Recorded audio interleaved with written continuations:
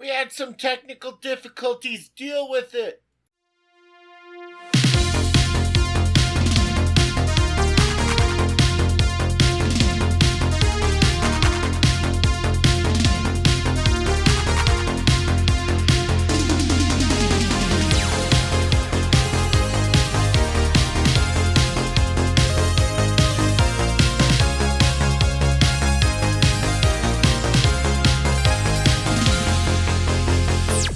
Welcome to Rise of the Rulelords Unchained. Today we're talking about lore.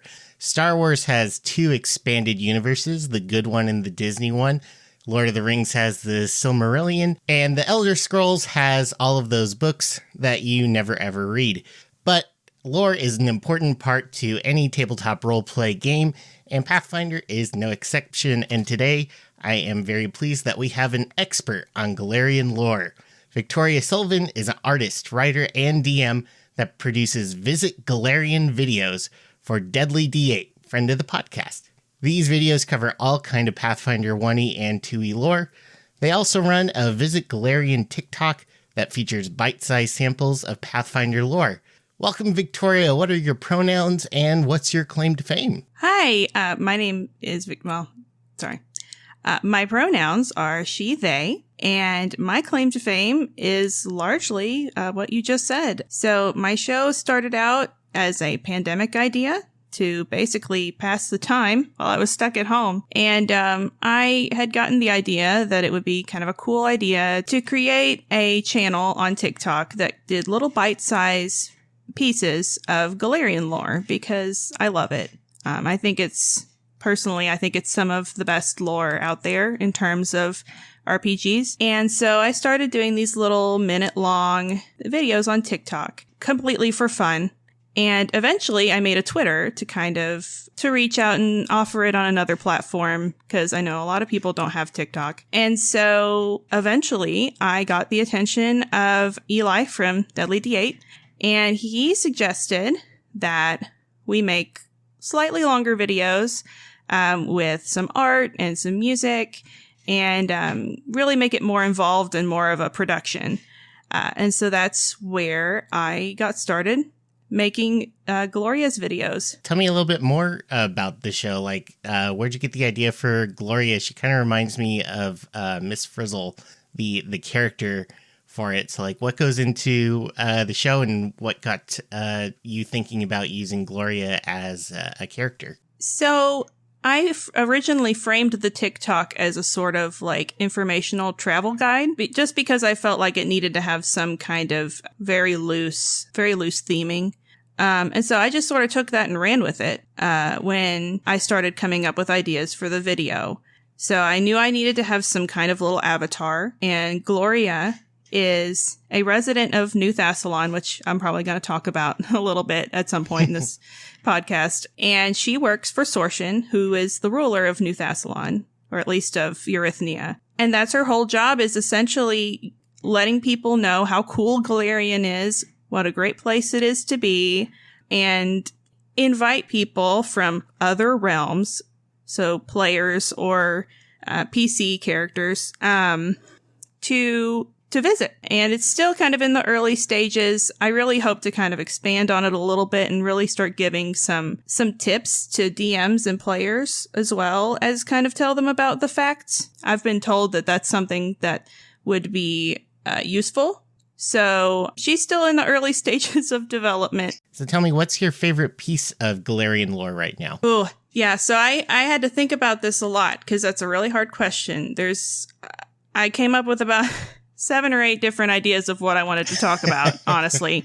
But I settled on talking about elves. Elves in Golarion are very unique. They're not actually native to Golarion. Yeah. They're from a planet known as Castrovel, which is a neighboring planet in the solar system that Golarion is in. And they actually originally came to Golarion and other planets through something called an Ayudara, which is an elf gate. That's what non-elves call them. And they're just portals. They use these portals to go back and forth between their planet and other planets. They control them pretty strictly. So what's interesting about the fact that they're not from this planet, is it informs a lot from a lore standpoint. Normally, like in Lord of the Rings, elves are weird because they're so old and they're so different than like humans and dwarves and the younger races. But in Pathfinder, they're alien and weird because they're literally aliens. Yeah. I mean, it's been kind of cool to learn a little bit more about each of the backgrounds, like the true backgrounds of Golarion ancestries. Like the gnomes are from a different world. The dwarves came from literally underground. So yeah, learning that elves were aliens, that blew my mind. Once you get to where they do end up in Golarion, like so many of the other races, it just, as they've developed as a people, they've branched off into so many different subcategories. There are elves that live in Tian Sha that are basically like cool samurai elves. There's the Alijay and the Ekujay in Mwangi Expanse. There's the Drow and then the Cavern Elves that are the non-evil Drow. There are the aquatic elves. And that's just because they've been around for so long that they have just branched off into so many different... They're so different than just like, hello, I am an elf from Lothlorien. Yeah. We are not that different from the elves of Rivendell. Yeah. They're just so... And that's true across the board with Golarion. I mean, I could say the same thing about dwarves, and the more they come out with, the more they develop, the more unique and interesting all of the races get. So, but that's just one little interesting and very influential part of the lore that I think is cool to talk about. So what's your favorite real world lore? And by that, I mean like mythologies of planet Earth or urban settings, or what's it called? Urban tales. Anyway, yeah. So what do you really like going on around here? So one of my favorite things to look for in like real world stuff, because I mean, I trawl around on Wikipedia and stuff, just like I do through Pathfinder books. I really like finding stuff that challenges kind of our preconceived notions about places or groups of people. One of my favorite things to read about is comparing when things happened in history that maybe you wouldn't expect, like the fact that woolly mammoths were still alive when the pyramids were being built. Mm-hmm. Or the fact that Oxford predates the Aztec Empire. Those are things you don't normally think about, but they add a lot of context to kind of the global picture, which I really like. The other thing I like to look for is learning about like people who were not traditionally considered LGBTQ. And learning about those sorts of things, those sorts of people. I like watching how like the representation is growing the more we learn, and that's something I appreciate about Pathfinder too, because they really make an effort to include that. Like how Sir Isaac Newton just had a roommate, as I've seen. Yeah, oh my God, they were roommates. But in addition to that, I really like cryptids. That's just a fun one that I like. I like learning about all the different monsters that are supposed to live in the real world. Mothman's my favorite. Mothman, okay. So those sorts of things. I really like the Moglamembe, supposedly a dinosaur still living in Africa, which they actually, I think, just put in the Mwangi Expanse book. So yes, that was cool to see. Yes, they did. That's a really cool one. I like that one a lot too. I also read something the other day about Nessie being the ghost of a dinosaur. A ghost? Yeah, Ooh, like because not new. everybody can see Nessie, so she must be a ghost. I thought that was kind of funny. That was my jam back in high school when we were still watching, stuff on a real TV channels and right. Stuff. Was midday. It would always be about Bigfoot, the Loch Ness Monster, and ghosts. And I drank those up, so I'm definitely there with you. Cryptids are super fun to go into. So what kind of homebrew lore have you worked on? That's a very good question. A good chunk of my homebrew lore has largely been built up over the course of games that I've run, which haven't been a ton, but I've run a lot of sessions. The big one that I have completely finished and is actually the first game I ever finished, was Rise of the Runelords. Mhm. And I'm working through Jade Regent now, and I've got five or six other games that I've got in the back pocket too. Yeah, to get back to the question, that the lore that I've worked on has largely come about as a result of the choices that the players made in the game. I didn't actually set out to make brand new stuff that much until fairly recently.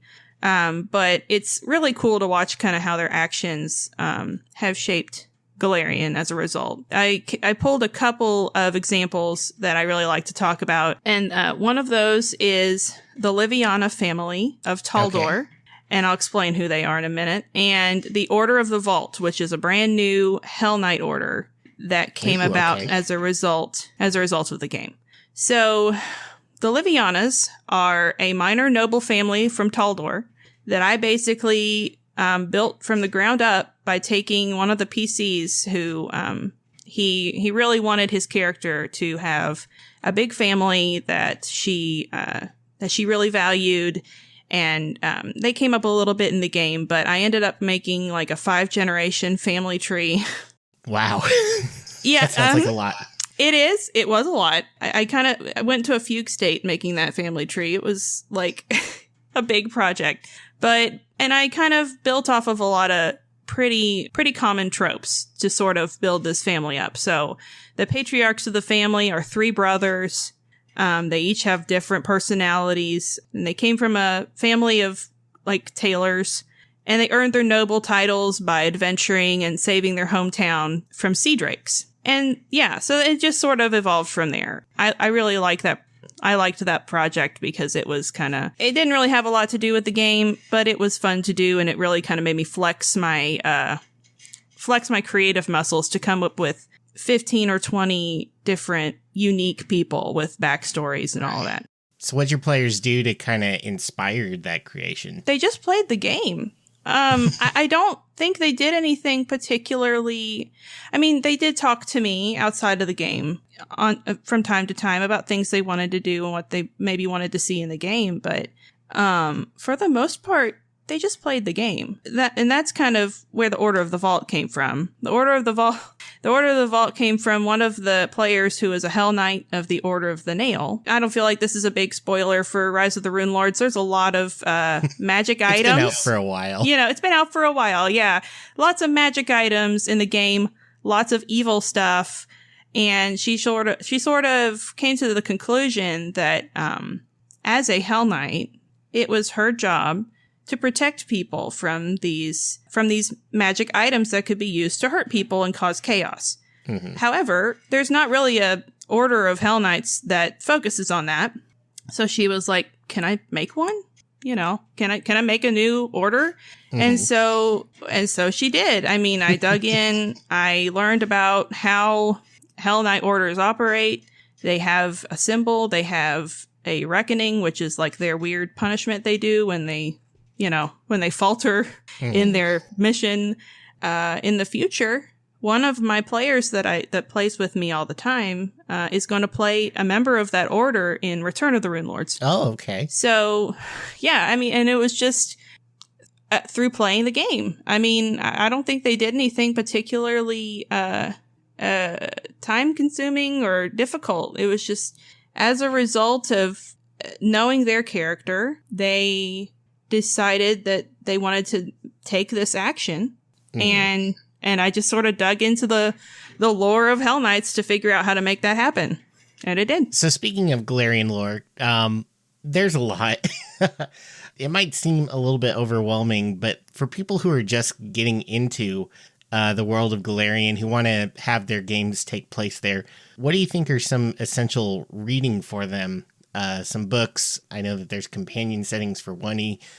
What would you recommend people digest so that they can get a good overview of what's going on in Golarion? So I think the first and most easily accessible things that you're going to want to read are Lost Omens books. Not only do they add a lot of new rules and options for your characters. Mm-hmm. They're mostly lore. I mean, I would say 75% of the books are just like facts about stuff. My personal favorite of the Lost Omens books is Lost Omens Legends, because it highlights kind of the VIPs of Golarion, people who are like rulers or big movers in Golarion that their actions cause major ripples in the world. Right. And those are the sort of people that you can build entire campaigns around. Because they're so prominent, you're going to gain not just information about them, but about information about where they live, who they work with, who their enemies are. And those are all people that you can then feed into your campaigns. The Whispering Tyrant is one of my favorites. I mean, like, I know he's the big bad, so maybe it's a little stereotypical to cite him right off the bat, but I just find that concept of like one super mega lich to be really, really interesting. Yeah, I mean, he's just basically like Golarion Sauron, right? Like, he's like the worst thing that could possibly happen to Golarion. Yeah. But no, yeah, he's super cool. You can't deny that. I mean, it might be, maybe it is, stereotypical to talk about him first, but that's why he's so bad. I mean, yeah, he gets your attention right away. Yep. And then the other book I would suggest from the Lost Omens series is the Mwangi Expanse book. Oh yeah. It is in particular a work of art from like a lore standpoint, and they just put so much love and attention to everything that was in that book. So yeah, highly recommend that one. Once you've worked your way through 2E stuff, I would recommend trying to get your hands on some of the big 1E books too. The campaign settings are really good. I would suggest the Inner Sea World Guide or the Guide to Absalom. Those are both really good ones to start with, because those will hit a lot of the big places that come up a lot. But there are, I mean, if you dig, you can find campaign settings for almost everywhere in Golarion. There were a few places that they didn't get to, but there is a lot of content in those campaign settings. One of my favorites is the campaign setting for Nadal. I know, I've heard it. I can't remember what it is. Nadal is a country that is run by people who worship Zon-Kuthon, who is a god of pain and sorrow. Yeah. And I could, okay, I'm not going to talk forever about that, but it is a really interesting place because it's been around for 10,000 years, and has functioned pretty much the same way for 10,000 years. And so you get to see a lot of really interesting differences between a place like that and a place like Cheliax, which has had a lot of kind of upheaval and a lot of political conflict. Nadal does not have that much political conflict, at least on the surface. So just a lot it's of a very masochism. unique and different place. That would be a really great place for a campaign. And I guess the big thing that I would recommend is to just read what you like. Don't worry about getting everything in order, or knowing all of the facts about one particular thing, because it's going to take forever. I mean, it's taken me like 2 years of active study to know what I know. And I, there's still so much I've just not read. So, if you like gods, pick up Gods and Magic. It's a great book. I like that one a lot too. If you want politics and culture, grab the World Guide. Another excellent book. They're all great. So whatever you want to read is the stuff that I would really ultimately recommend you go for. Yeah. As a reminder to listeners, Paizo has every single one of their books available as a PDF too. So if you're not able to find a physical copy, you can still read all of this material that's out there. Or you can pay a huge amount of money on eBay for some of these rarer ones, but it's all still out there for you. So then now I'm going to ask you a real softball, super easy question, which is, what should people who are new to 2E know about the game lore-wise? Yeah, so without getting into too many 1E spoilers, which again, all of the stuff's been out for a long time, but there are definitely some key events that I think I think any player or DM would really benefit from understanding and knowing if you're going to play in the Golarion sandbox. The first one is Earthfall. Basically, it was a global reset when a bunch of evil aboleths decided to destroy the world. And so they made a giant meteor fall to Earth or fall to Golarion. And it destroyed pretty much everything. It took out the Thassilonian Empire, which was a very, very bad, evil empire run by wizards. It forced the elves out of their ancestral home on Golarion and caused them to scatter, which is where Drow came from. That's when those elves I was talking about in Tiansha ended up going there. And it triggered the dwarves coming out from underground, as you said, and begin their quest for Sky, which is why we have dwarves on Golarion on the surface. And that's just a few things that it influenced. It completely changed the course of the planet up to that point. Yeah. And that happened about 10,000 years ago in, like, the timeline. The other major thing that I came up with that's very important is the death of Eredin. Eredin was the god of humanity and prophecy in Golarion, and he kind of disappeared for a while, and there were prophecies that he was going to come back. Cheliax believed that Eredin was going to come back and take over and make everything fantastic for Cheliax. And there were other prophecies like that too. But when he died, which was in 4606, it literally broke prophecy in Golarion, which means prophecy no longer works in Golarion. It's not a thing, doesn't happen. And that's why the current era of history is called the Age of Lost Omens. It's where the name of the book comes from.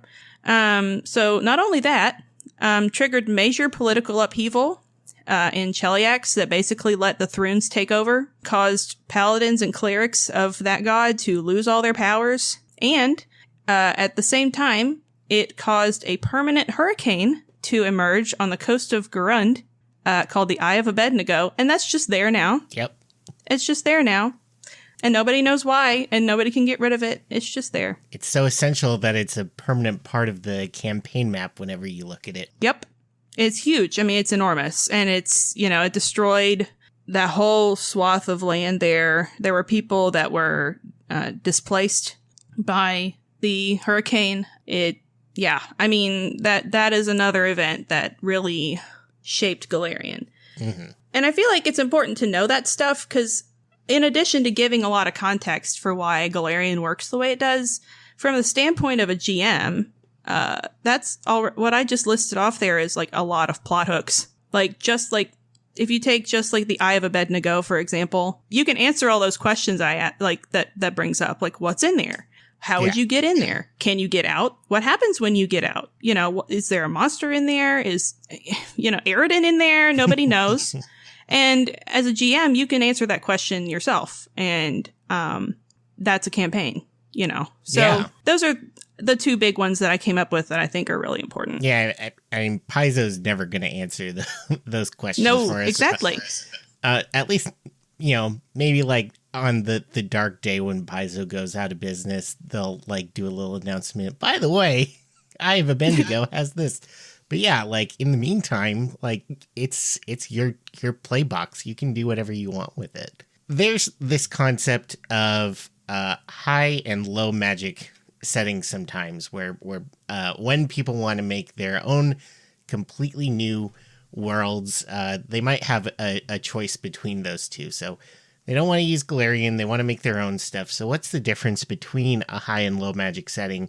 And what kind of lore do you think you'd expect to see from either of them? So, to be honest, I don't see an enormous difference between high magic and low magic settings in terms of that. I think there's just as much potential for political intrigue and culture wars and disasters. I think what that really shapes is what you want to be the cause of those things. So that being said, in terms of like examples, I would say a high magic setting is much more likely to have lore that makes major changes to the world, like its physical or metaphysical structure, because magic tends to be the only thing that can really touch that. Like Eridan dying, for example. That is something that had to have been caused by, I mean, it was a god. So something enormously magical and out of the realm of a low magic setting had to have happened to make that happen. However, low magic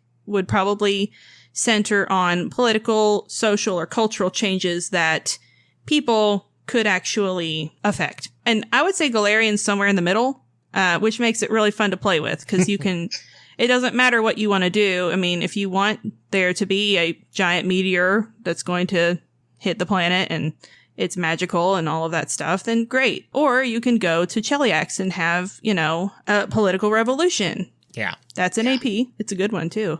One thing I would say is important to remember, regardless of what setting you choose, is that at the end of the day, people are still people, whether they're slinging spells or swinging a sword around a battlefield. The same things still motivate people and inspire them and break their hearts and discourage them. So I would caution people not to let that setting, whether it's high or low magic, determine too much about how your players have to act. Because, yeah, people are still people. And so what kind of overall world building tips do you have for people who want to come up with their own completely new, unique setting? Yeah, I've got several tips, things that I guess I've just learned through trial and error over the course of the last couple years that I've really kind of dug into this. The big one, I would say, is to really learn to trust your instincts and have faith in your own creativity. I stifled myself for years and years, worrying about whether the ideas I had were cool and interesting and people would like them. And I still do. I really have to fight that kind of, fight the idea that everybody's going to think my stuff's stupid, you know. Right. Even if you're just like taking ideas from other things and wiggling them around, it's probably a cool idea and somebody's going to like it and it's yours.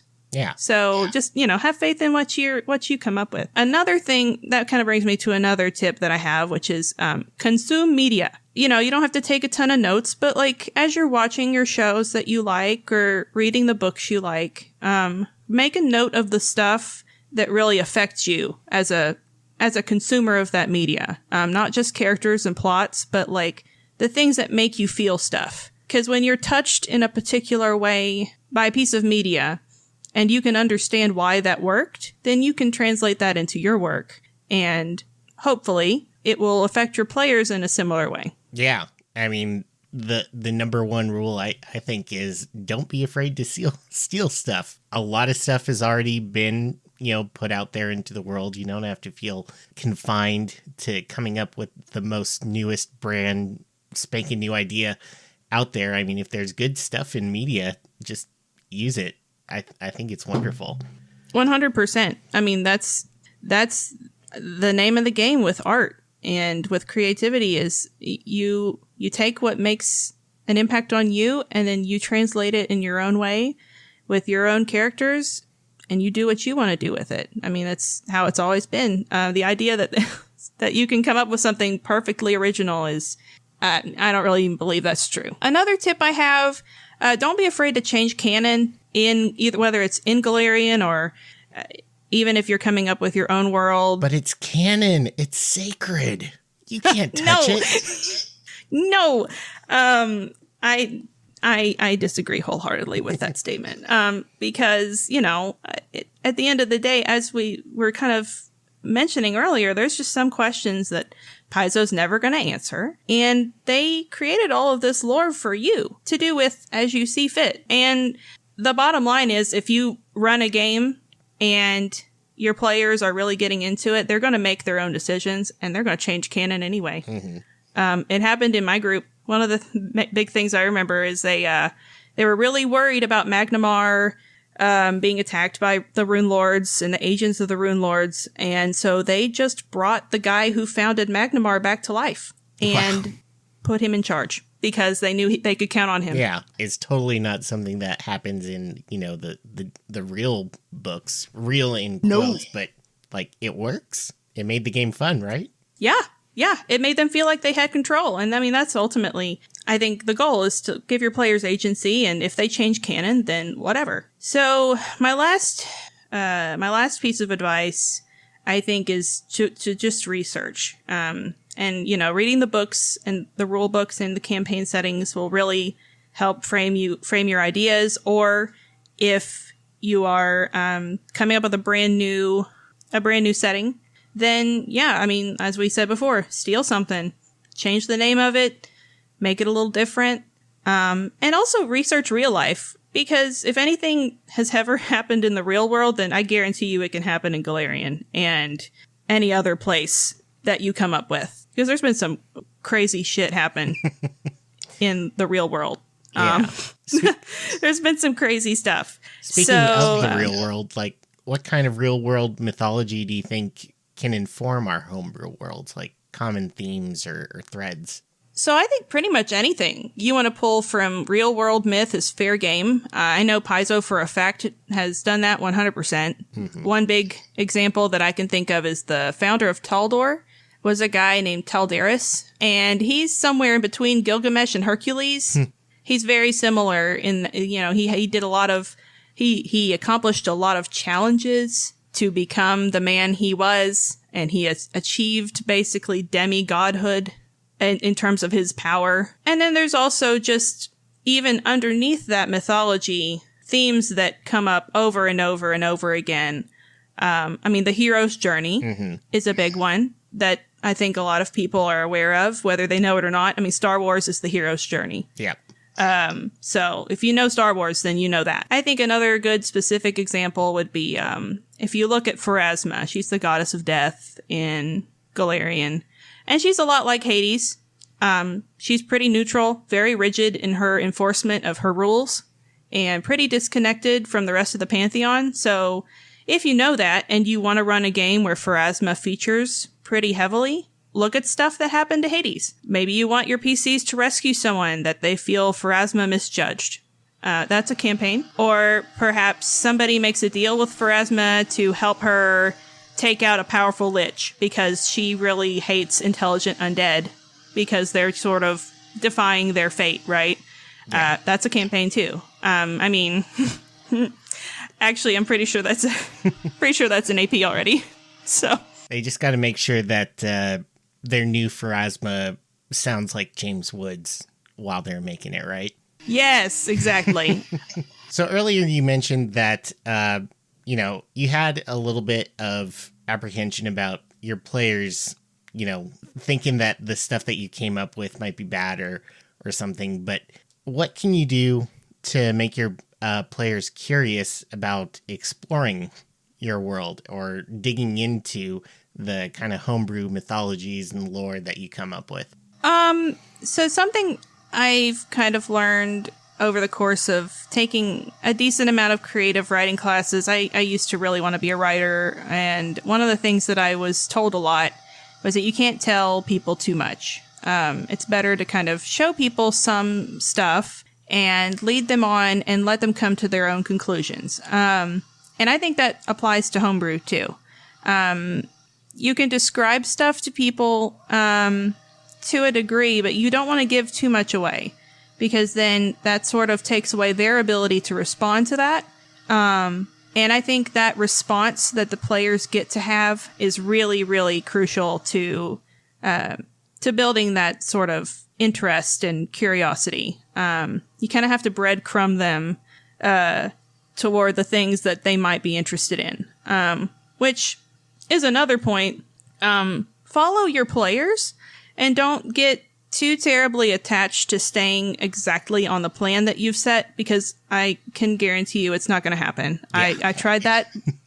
Getting started, I had this, I did all this planning and all of this extra prep work when I started getting ready for Rise of the Rulelords, and then things went off the rails. There was a wedding, there was a funeral, there's a bunch of stuff that was not in the plan. But it was still fun because the players got to affect what was going on in the world. I think you should also not be afraid to ask your players how they feel about stuff. If you can tell that they're kind of sitting at the table and they're not engaging with what you're presenting, you can ask them why.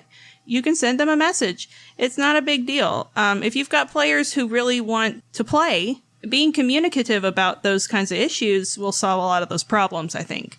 Yeah. Of course, that depends on if you have players at your table who can handle that, and some can't. And, you can't control that. But yeah. I think communicating with your players and having them communicate their concerns to you will really help if you're struggling with that. Yeah. And at the end of the day, you can't give your players everything. There was so much crap in Rise of the Runelords that it told me in the book that I was never able to actually communicate to the players because it never came up. Yeah. There's always going to be some extra stuff that they just don't get to have, and that's okay. You can always tell them stuff later. I did that all the time.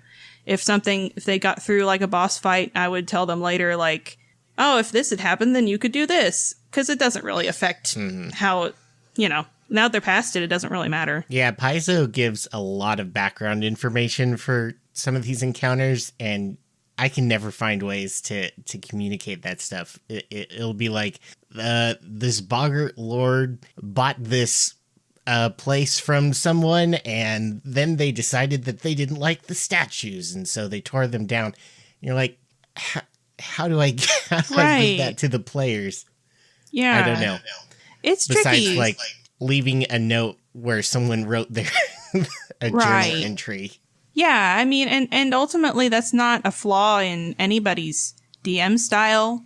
Again, if you're following your players' interests and you don't have somebody who's like, I'm going to do all the research ever to find out everything I can about this one person. And sometimes those people exist, but like, if you don't have that person in the party, it's just impossible. It's just impossible to get all of that information out, and that's okay. And it reminds me of a piece of advice that I heard on some GM channel, which was like, if you want to write a story, write a book. Don't make it something that your players have to discover on their own. Yeah. I mean, because the worst thing you can do is railroad your players. I think that's really important to avoid if you can. A lot of that goes into how you prep your game. It's okay. Like, it's their story that you are facilitating, and it's a collaborative effort. So, do you have any final pieces of wisdom or advice to GMs or players, I should say, about engaging in lore, creating lore, anything like that? I mean, this is a little cliche, but I would say more than anything, the most important thing you can do is to try and make your games fun. And that's not going to look the same for one group as it is for another group. Like, you can watch Matt Mercer and Matt Colville and all of these amazing DMs tell you what they do. And they're so smart and so creative. But at the end of the day, do what your players think is fun. Because I think my successes, for whatever they're worth, have come from kind of letting go of my, I guess, a little bit of my ego and a little bit of my fear as a writer, and just seeing where it goes. And I think that's where the lore, if you're trying to create lore, I think that's how you're going to really create something special and meaningful that your players are going to talk to you about years later. I mean, my friends and I who played in Rise of the Runelords, they still bring stuff up to me sometimes and are just like, and we just talk about it, how cool it was. And I don't feel like I feel like I was responsible, but it was something we all shared. And that's what makes it really special. Back to that rule from our last episode is talk to your players. Get them involved. Get them as part of the collaborative story creation that you all are working on together. It's not just a GM thing. It's not just a player thing. It's all of you working together. Victoria, it's been great having you on here, giving us your wisdom and your knowledge about Golarion lore. Where else can people find you if they want to engage with you more? So I do have a TikTok.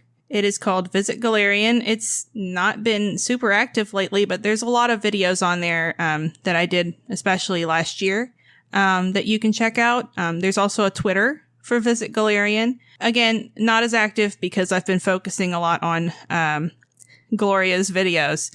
And those videos you can find on Deadly D8's YouTube channel. I also have a Twitter for Gloria that is at gbrainar, Braenar. That's her name. And I try to post things on there most every day where I sort of interact with people's tweets and talk about the books that have come out and sort of give little tidbits of lore in between the videos that come out, which we're trying to do 1 or 2 of those a month. They're not super active yet. But again, I've only made a couple, so we're still kind of in early stages. But yeah, that's where you can find me. Awesome. So what did you think? Did any of this advice help you develop your own lore? Do you know a little bit more about Golarion?